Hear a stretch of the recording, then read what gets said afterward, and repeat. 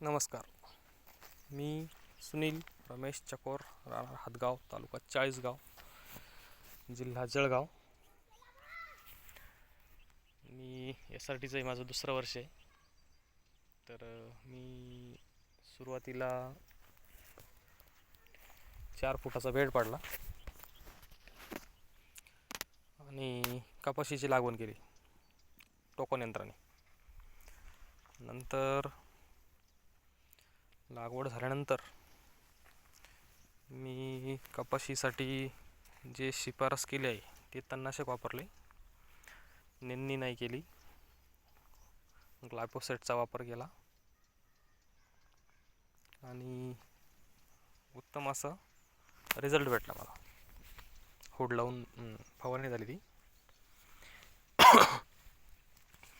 नंतर आता तुम्ही बघू शकता कपाशी जी दरवर्षी आहे त्याच्यापेक्षा मला चांगली झाली. समजा मला 15 क्विंटल दरवर्षी व्हायची, तर ह्यावर्षी मला 18 क्विंटल आली. आणि सर्वात महत्त्वाचं, मी आता कपाशी ज्यावेळेस काढली, कापून घेतली.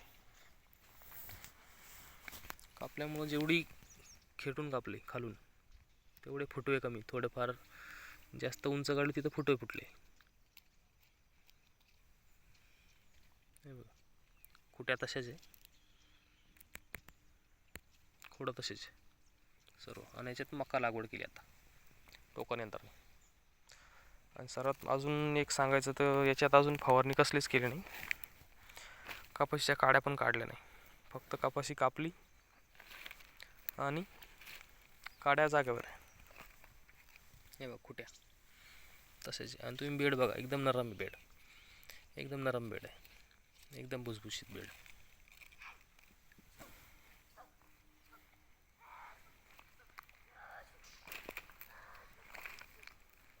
अजून तणनाशकचा वापर केला नाही. याला मी आता पुढे चालून, आता ही समजा 8 दिवसाची मका आहे. हा पूर्ण 2.5 एकरचा प्लॉट आहे.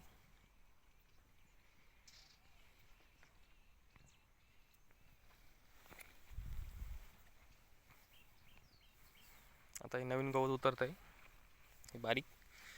याला मी आता पुढे चालून 3 झारचा उपयोग करून याच्यात आऊत नाही हाकलायचं, मोगडा नाही, काहीच नाही. कपाशीच्या काड्या जे आहे त्यांचं पण जागा विघटन आहे.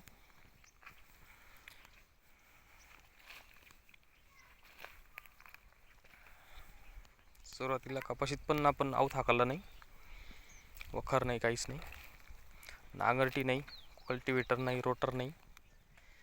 आणि आता मकाला पण तेच आहे.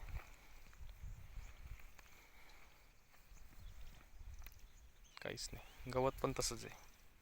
कपाशी काढल्यानंतर मी याच्यावर स्वीप पॉवर मारला. हे गवत हिरो होतं त्यावेळेस, हे गवत हिरो होतं ज्यावेळेस मी कपाशी काढली. हे सर्व गवत पूर्ण याचं भुगा झाला, पूर्ण काहीच नाही राहिलं.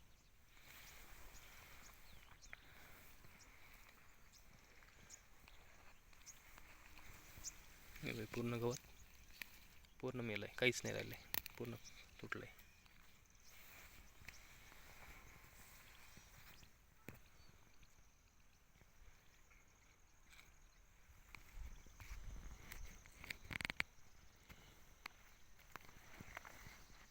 अशा रीतीने तुम्ही पण तुमचा फायदा करू शकता.